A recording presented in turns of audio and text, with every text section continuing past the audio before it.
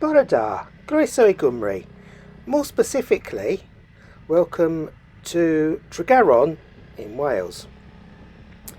Now, this video hopefully will be the last in the series about Operation Julie, and I think I'm going to be able to cap it off with a pretty stunning lane, which I'm making no apologies for. I'm going to cover from now right the way through the entire lane as far as I can in one hit. I know it makes a longer video and I'm sorry for that, but I just felt it was really worth it. It wasn't until after I got home that I actually realised that this lane is mentioned in Adventure Bike Rider, January, February 23, so the current edition when this is being filmed. Abergwesyn Pass from they do it from Beulah to Tregaron. I'm doing it the other way round. Now I'm doing it another way round for a reason, and I thoroughly enjoyed it. I think it would be very good either direction, absolutely well worth taking. So I say this is a long video. I do apologise for its length, but I think it is worth putting in as one. So I'm going to be covering obviously the lane, but I also want to cover a little bit more about Operation Julie. And this lane, I believe, would have been pivotal in the cracking of the case for the police. So in earlier videos I alluded to undercover cops Steve and Eric, who were looking into the distributor from the London end, a chap called Smiles, and they had originally started with the undercover story of being two people looking for a brother-in-law who'd been in trouble with the police, and they thought he'd gone to ground in that area and they were trying to find him and make sure he was okay, and they happened to be second-hand van dealers, which is why they were in a van. Whether that story was believed or not, we don't know. Personally, having read different accounts and seen different things, I'd say people must have been sceptical because of the influx of these strange people. It wasn't just those two. There was the company secretary, and there's his assistants, first a male, then a female.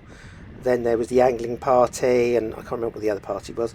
But you had these strange people all suddenly coming in at the same time, and not necessarily at a time when you'd expect an influx of tourists, autumn, winter.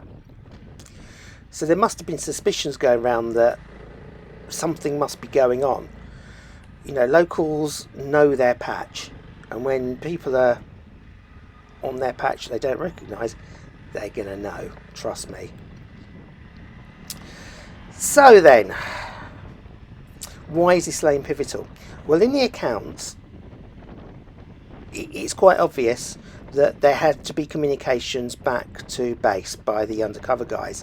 Now, from what I can understand, they used to drive regularly back to Wiltshire or Swindon or wherever it was. I'm not sure exactly what the station was, but they used to have to regularly go back there for meetings, say once a month. But that's no good. You've got to keep a flow of information running in to the people that are running the operation. Nowadays you've got encrypted digital communications coming out your ears, and it wouldn't be a problem. But we've got to remember this is the 1970s, 50 years ago. There weren't PCs, there weren't internet, mobile phones, etc. It just didn't happen. So we relied on TKs. Telephone kiosks is what a TK is, and you and I know them as phone boxes. So that would have been the means of communication. It therefore stands to reason that these guys would have to be making phone calls on a fairly regular basis. Now, gut feeling would be at a regular time every day or every other day. If they were to be seen to be doing that, their cover would be questioned immediately. There had to be a way out of it, and the easiest way out of it is not to be seen in the first place. So they had to find a remote phone box. Now, bearing in mind this is supposed to be the most remote phone box in Wales that we're heading towards, I think, and I'll cover it later on in the video, but I think this will be a trip that they must have made, and they must have used that phone box.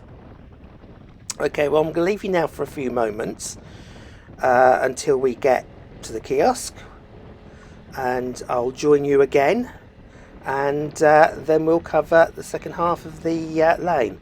As I say, I really hope you enjoy the Abergwesyn Pass. It's really cool.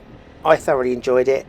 It was the wrong time of year, but yeah, enjoy. I'll see you in a short while.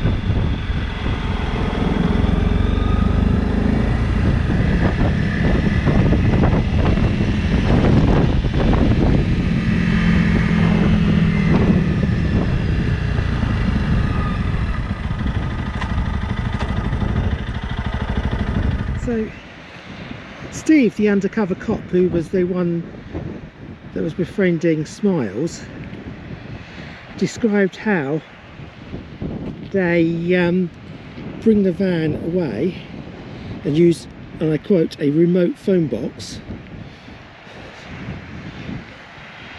to ring back their reports to base. Well, this is on the road out of Tregaron. It's the most remote phone box that I know of in Wales. And they also describe how they would park up, how they could bathe in the river and generally chill out and enjoy the view. Now, my supposition is this could be the phone box that they used all their reports,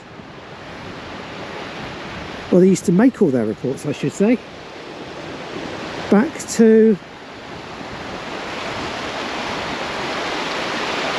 the office. You've got your stream, you've got everything you could possibly want. If I remember rightly, and I probably don't, but one of the lanes off to our left, one of the tracks off to our left that we'll see as we carry on here, is the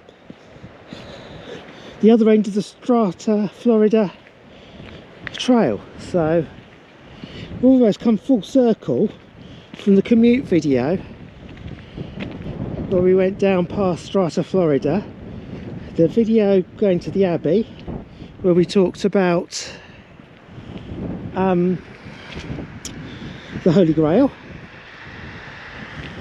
We've gone down as far as looking where the next production laboratory was going to be, and we've ended up coming all the way back. So we're now going to be making a return journey back up towards Carno.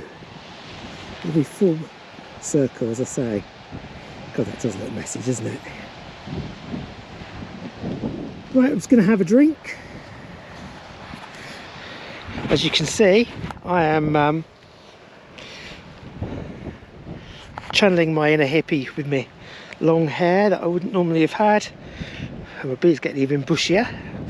But I'm going to have a quick drink of coffee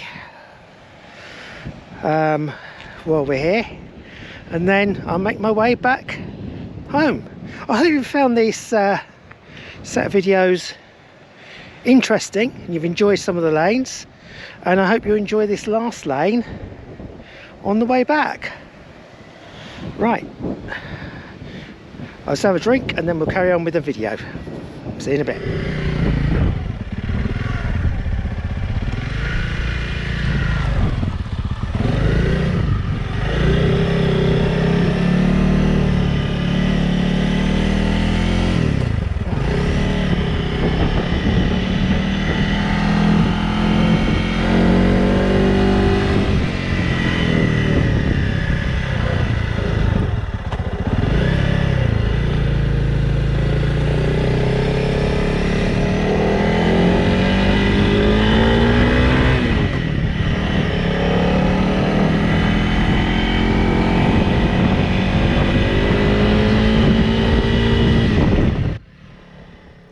For the purposes of the history of Operation Julie, we're now going to fast forward to the 25th of March 1977, the year of the Queen Elizabeth II's Silver Jubilee. So there'd been huge pressure to wrap up the whole operation, and it had been decided that the next day, the 26th of March, there'd be a coordinated series of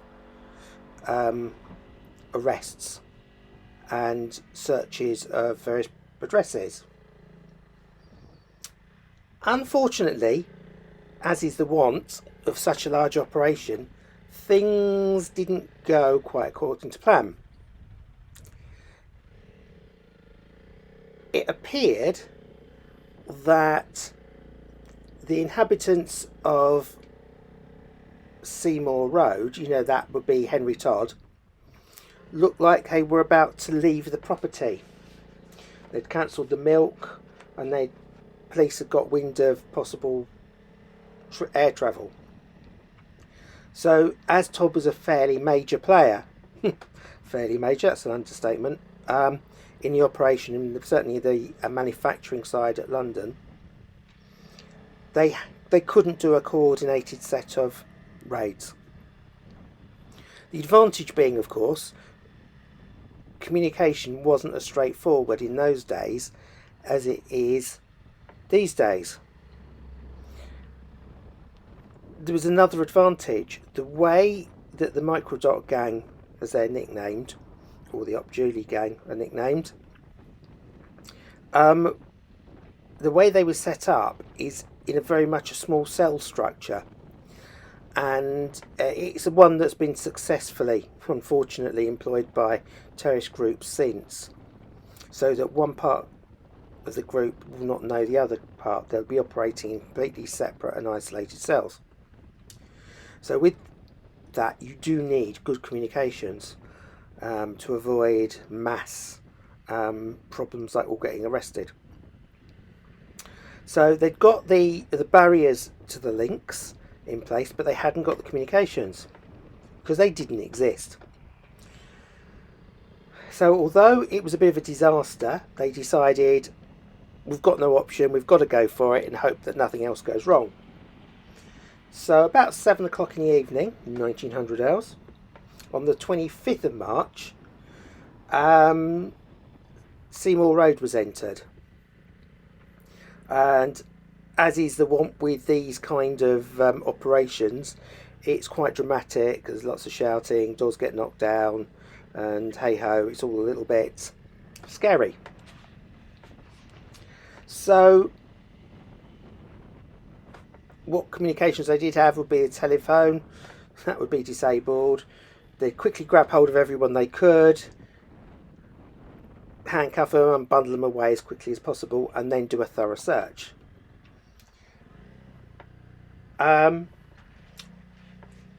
So that was done. There was a particularly humorous exchange between Todd and the police. I'm not going to repeat it, but it is well worth reading in Operation Julie by Lynn Ebenezer. Just for the one question alone, it did make me laugh. They found loads of stuff there. They've got loads of cash, LSD, they've got loads of the raw equipment, the raw elements for the manufacture as well, and it was fantastic. Really successful for the police, not so for the gang. So we can then go forward to the planned 5 o'clock on the 26th raid. Those raids did in fact take place. I have seen huge different discrepancies of numbers of people involved. I've seen 800 people, over 120 people being arrested, 800 officers going in. But essentially, a good figure would be something in the region of about 800 officers involved, 87 addresses, something like that, and 120 arrests. A pretty huge figure. LSD worth in anything up to £100 million worth. Loads of assets, loads of money. Swiss bank accounts were found to have money in. It was absolutely incredible. It's the biggest drug bust the UK certainly seen. It's estimated, and let's, 95% of all the LSD in the UK was from this gang. 50-60% of the entire world's consumption of LSD was supplied by the gang. Now, the street price at the time was about £1 a microdot, or £1 a dose, for want of a better expression. The street price went up to between £5 and £6 a dose. Such was the choking supply.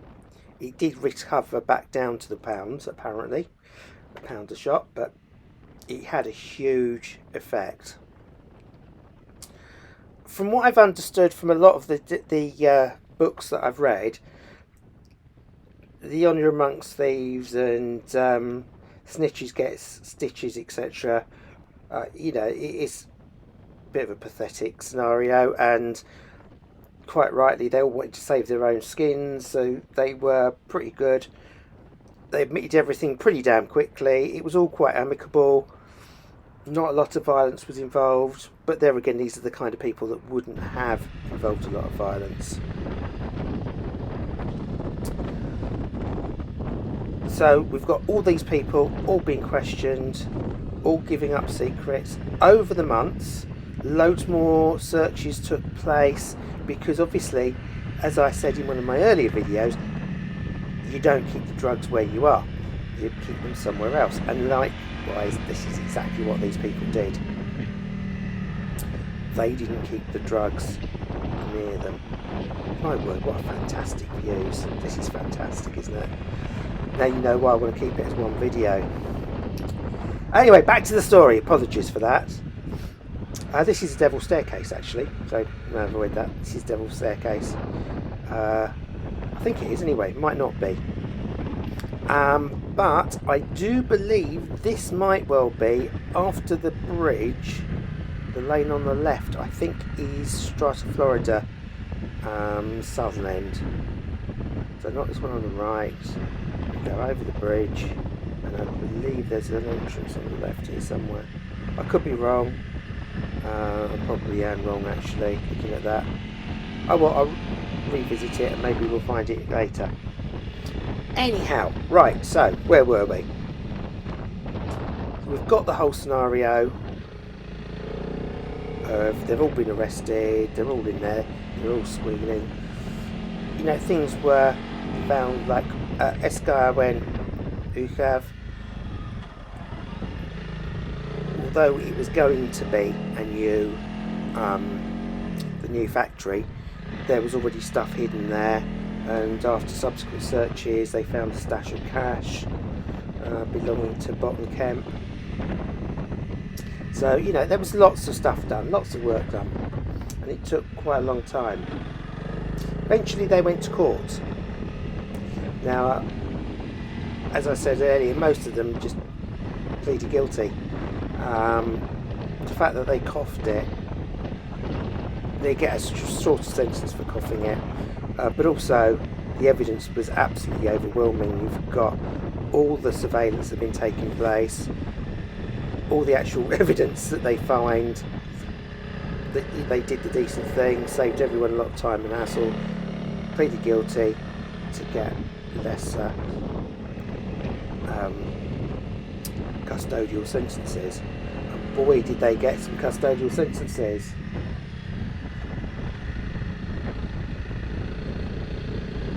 So you ended up with Kemp, who's the chemist who was in the factory in Classless in Carno. He got 13 years. Henry Todd, the main man at Seymour Road, he also got 13 years. These two chaps were in their 30s, so they would have been out sometime quite quick. There was one of the chaps who was dealing on the distribution side, who I've not really talked about much. He got 11 years. Some of the other key players, they got 10 years. Interestingly, Christine Bott, who really just did a lot of driving and just helped with the tableting back at the farm, but really wasn't a major player in the operation. She got 9 years. And the two most famous parts of the dealing network, which was Lee Fielding and Smiles, Austin Hughes, they both got 8 years.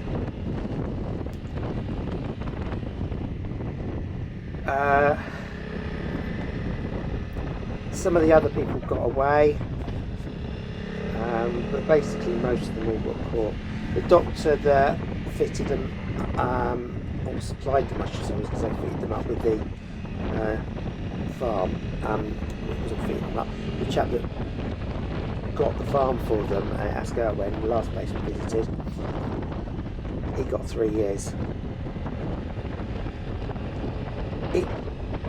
It does appear, in all seriousness, that Christine Bott did get the harshest sentence of everything, of everyone. If you look at it, the main players got an extra year or 2 or 3 years and more, but she got roughly the same as key distributors, when really all she did was drive someone around and just help out a little bit. So it does seem a little bit unfair. As to why that happens, don't know. What's happened to them? Well, it's a difficult one to cover, really. I don't really know a lot of them. I know that Smiles is somewhere in England, in a remote area. I've seen him on YouTube video. Blue, I heard, was on a podcast that was fairly recent, so I knew that he's probably still alive.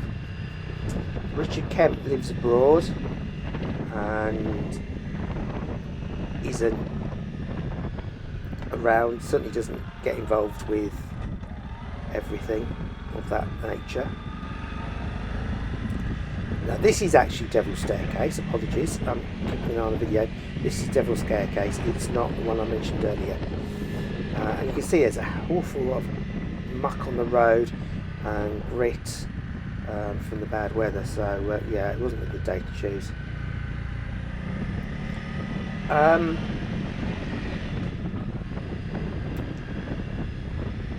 There's been a mystery character, Mr. Stark, who seems to have been a bit of a Mr. Big mastermind throughout the whole scene. He died in 82. Litvinoff, I've mentioned, died allegedly some time ago. Yeah, that's all I really know. It's really quite, quite sad, really. All these people were famous at one point, renowned. Coverage was blanket coverage in the press. They were real characters in speech marks, and now they're just people here, there, and everywhere. Those that are still alive. So that really is the story of Operation Julie. One of the most disturbing parts about it is that a few years ago, the people that now own Class Listen got a visit from the local police, and that visit was all to do with rumours. Now, every so often rumours crop up that there's a stash of LSD in the Welsh mountains. Now, the reason for these rumours is actually not completely without foundation. What happened was, when the tablets were produced, or the LSD was produced, it would be hidden away from the properties. So it would then be brought back if it was raw stuff for tableting. If it was tablets, it would then be moved to another secret stash at an appointed day. 24 hours later, someone else goes back and collects it through the deals. So at no point, or very little point, are the drugs actually being handled by those involved. And at first, not all the LSD, raw LSD, or the tablets were recovered. Eventually, millions and millions were, but they were found in forests, in woods, near service stations, all sorts of different things, and all different places, all underground. It took several months before a huge amount was found, which was buried under the floor in the cottage Penclini that we went past. And this was typical, that everything was hidden, but for some reason they actually hid some at the cottage, breaking all their rules. So the rumours were, oh, there's still going to be some there, or there's still going to be a stash of money there. Conspiracy theories will abound. They will happen. Because that's the way they were traded before, there'll always be that wishful thinking that, there are stashes out there. It's my understanding, and I could be wrong, but it is my understanding that the real truth of the matter is the vast majority of the people involved genuinely believed LSD was a panacea to all society's ills. They weren't all there just for the cash. Cash was a nice byproduct, but their main aims really were to make society better. And when you think Bott did a 50-odd page statement for his defence to the court about this, when it would probably been much better for him to have just said sorry. There's a good feeling that this is their genuine thought process to a degree. And when faced with the fact that potentially, being a touristy area, if some school kids were out playing and they found this stuff, think they're sweets, they have half a dozen sweets each, you could be in for an awful time. So the gang were not overly hesitant in giving up the details of where things were. In fact, in one case they couldn't find it and they had to go back twice to try and sort it out. But I understand that it was a genuine mistake. They just got confused. But everything else was found. So while you might be tempted to go out and see if you can go and make your fortune trying to find lots of old LSD, perhaps the purest ever made, certainly had a reputation for being the best quality LSD ever made by the most industrious industry ever, that had world domination in its area of business and area of expertise. Well, you might want to have a pill part of that. Just don't bother. It's not worth it. You're going to be trying to find a needle in a haystack. Well, a needle in the middle of a load of mountains, basically. So there you go. That's the story of Operation Julie. How a small group of people dominated the world of recreational pharmaceuticals from a few quaint little cottages and villages in the middle of Wales in the 1970s. I hope you found it interesting. I've only really skimmed the surface.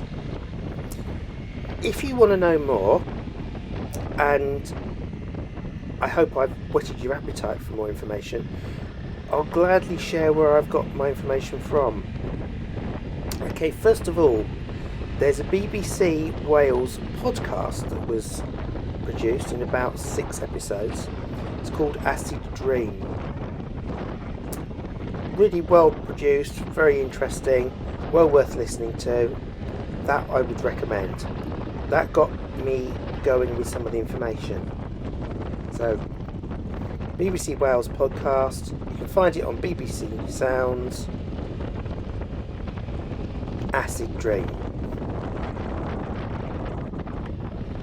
If you want an unbiased view of the an unbiased overview, I should say, of the shenanigans around the events that we've covered in the previous videos.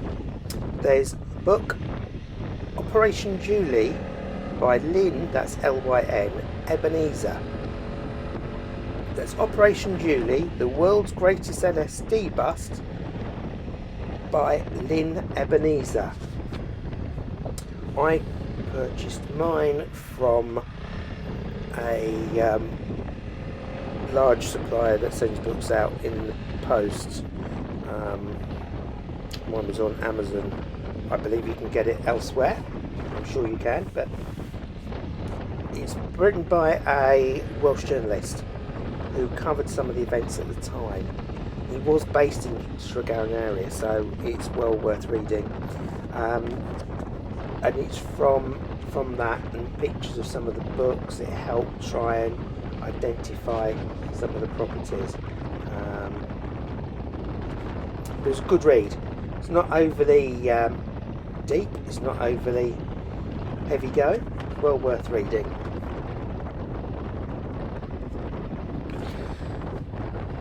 Operation Julie, the world's greatest LSD bust by Lynn Ebenezer, as I said, was by a local journalist. There was a book produced by the detective in charge, I suppose is a good way of putting it, Dick Lee. I've not read that book, and I haven't read it for a reason, because he's too far up the chain to know exactly what goes on. He's too high up the chain. However, there's a book which I read, Undercover, Operation Julie, the Inside Story, the gripping true story of Britain's biggest drug bust by Stephen Bentley. Here's Stephen of Stephen Eric fame. Well worth reading. That was a good one. You've got to remember, it's from the side of the undercover copper who was there. It's a bit warts and all. He does admit to things, but it is an entertaining read as well. And he now lives abroad somewhere. I don't know where he lives. He's abroad. He has produced other books, and I haven't read them, but this is quite interesting. But it is his side of the story. Some of the things in it have been disputed by some of the other players, i.e. the people on the other side. But I'll leave that to your own judgment as to which bits you take out of it as being true and not. I think it's pretty accurate, to be brutally honest.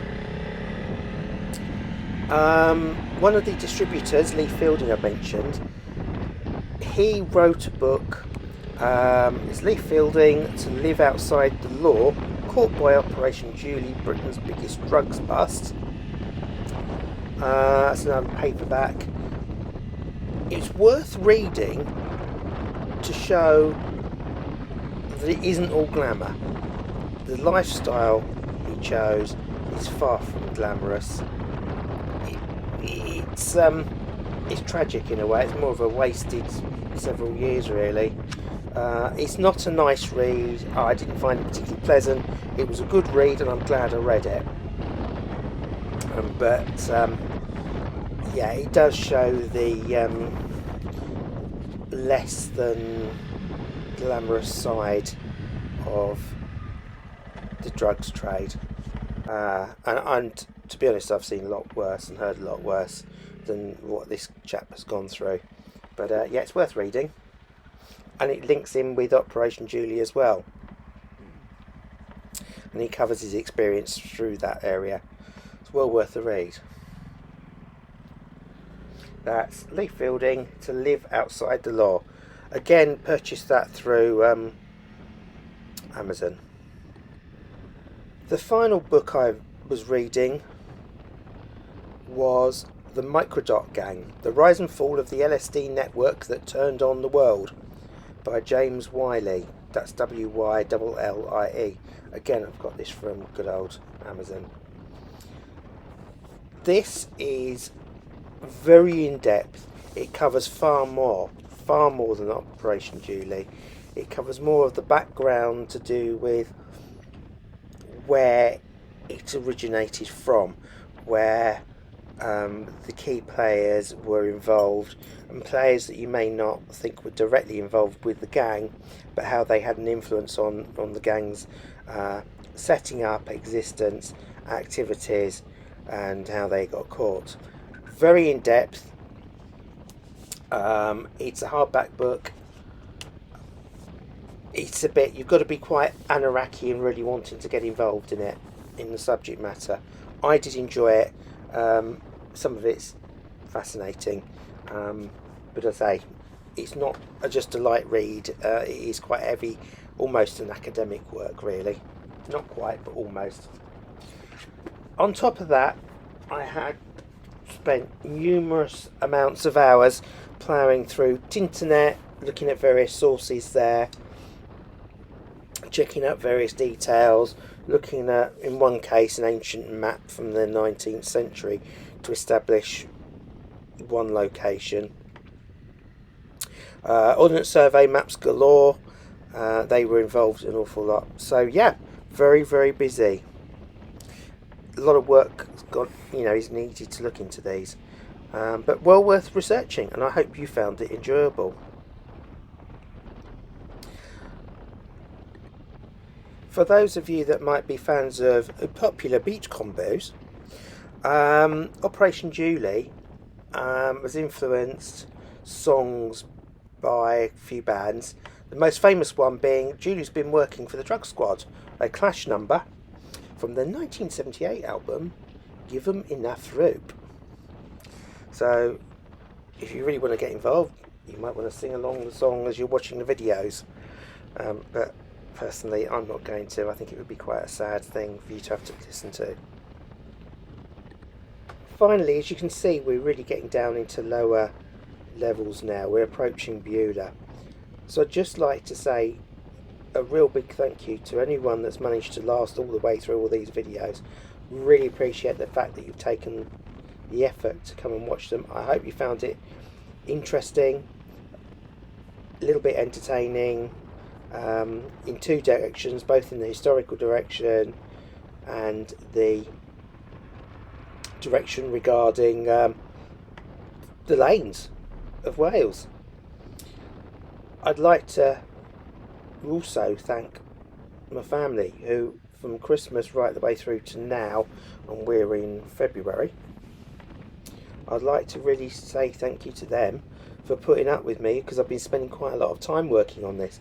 If I've not been listening to things, I've been reading, and then I've been working out routes, and once I've been there, trying to edit these into You're welcome. Oh well, phone says I'm welcome.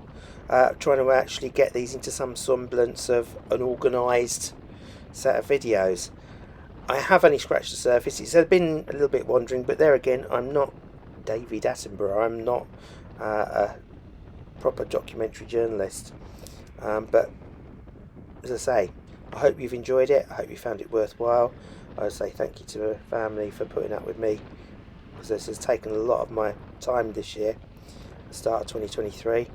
And thank you to the good people of Wales for not giving me a hard time while I was doing it. Thank you. Thanks for watching.